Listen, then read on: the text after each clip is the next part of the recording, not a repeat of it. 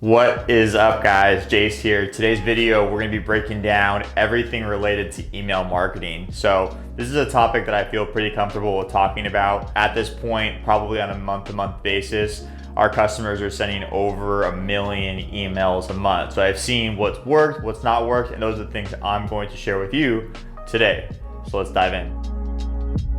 All right, guys, so let's go ahead and dive into today's training. So I'm going to go over everything related to how to leverage email marketing. Email can be pretty technical, so I'll try to keep it light and just give you guys some high-level tips on how to improve your current situation, right? So the biggest thing that I would recommend first off, in terms of how we think about email, is it's a two-way conversation. So I think people forget that there's another person on this other side when you're emailing people, right? So you really got to think about who is on the other side of that email, and then how am I conveying that message to them? Because it's electronic, right? Or because it is used in a digital format, we forget that email, all it is at the end of the day, is just literally being able to distribute information in digital form, right? Simple, not easy.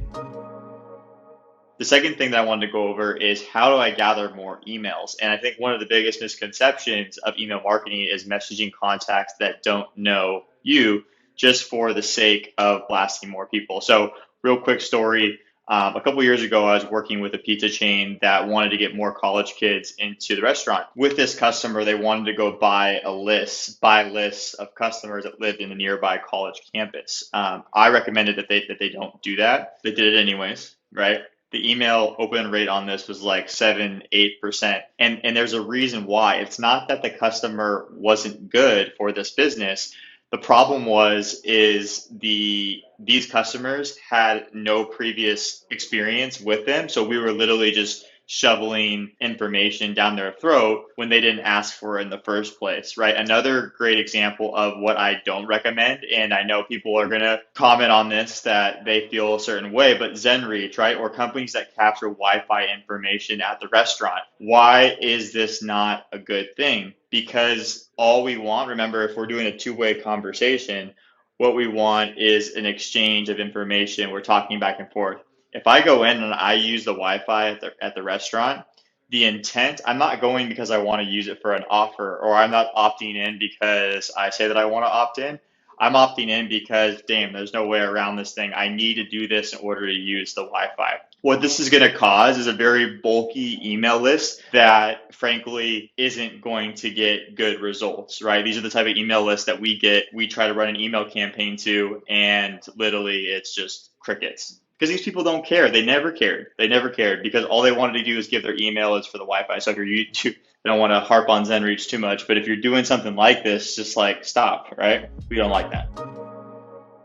If I can't do that, what can I do? So just high level, here's a few strategies that have worked for me and my company here at Dineline. If you run an ad through any kind of social media platform, Facebook, Instagram, Google Maps, YouTube, etc., what we have found success with is giving that customer, being able to put their information in on, let's say, like a landing page in exchange for getting something else, right? Opting into a newsletter, getting some kind of like birthday offer, anything related to me getting something in return for my information. But see what's happening here is me as the customer, I'm giving validation. I'm interested in this restaurant and I want to give my information away to get something in return. Another way too is like everybody uses QR codes, right? Whether it's viewing a menu, whether it's opting into some kind of subscription or loyalty program. If I'm going to have scan my QR code, I can say something like, hey, get other offers from us by putting in your information here. That's totally cool. Now we can definitely message those customers. So these are strategies that I would recommend outside of just capturing customers' emails just for the sake of treating it like a billboard or a radio ad. We're just blasting people. Next thing I want to go over, email design. Everything that goes into how should I send out the email, right? There's these two different scenarios right here. The first one is I want people to claim the offers. And I don't want to get technical here, but not a lot of like HTML imagery videos. That is a higher chance of landing in customer spam inbox. I want to put just a little bit of information here to just get them to click on the link. That's all I want them to do, because the goal is to get them to click on the link so we can give them an offer and then get them to the restaurant. The difference is the one next to it, is promoting a new menu launch, or let's say a happy hour. As the strategy, I'm not as concerned with people clicking on the email. I'm just trying to get the word out there. So a nice designed email like this is going to serve me better than a text-based email where the goal is I'm just trying to like claim a deal. Different situations here, right? If I just use a text-based email to just be like, hey, come check out our happy hour, it's like, cool, I didn't learn anything about that. Doesn't really help me in that situation.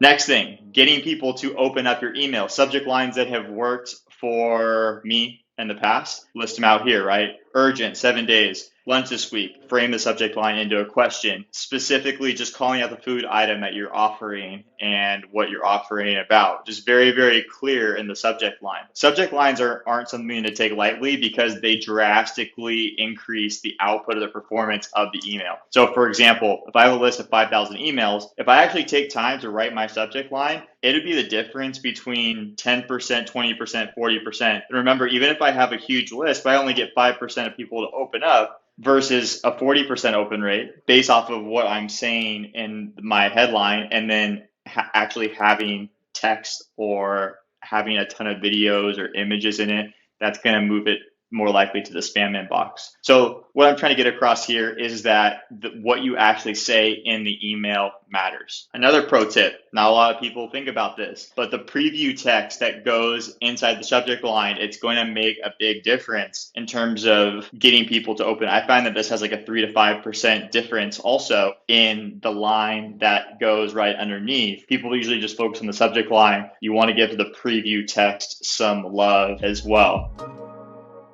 So anyways, guys, I didn't want to go too deep down the rabbit hole there when it comes to explaining email marketing. If you found this valuable, maybe I can do some other content around like more technical perspectives, but this was just more of a high level about email. A final piece of advice here for me is be ethical, but don't be afraid to be aggressive, right? So it's a two-way street. We want to make sure that everybody that's on our email list likes us, trusts us, and knows us. And that's where we're going to get the most juicy lift from our email marketing. But don't be afraid to be aggressive, right? Like I'll run into customers all the time. They're like, well, I don't want to send out too many emails because, people don't like that. It's meant to use as a marketing tool. So use it. Maybe you don't like it, but that doesn't mean that somebody else isn't going to get value from it and it's not going to work for your business. So I like to get aggressive. I'm sending out emails at least once a week in order to move the needle forward because that's what they're there for, right? All right, guys, so that's it for today's video. Hopefully with what I went over, you can start using some of those tips to get more of your emails in your customers' inboxes. See you in the next one.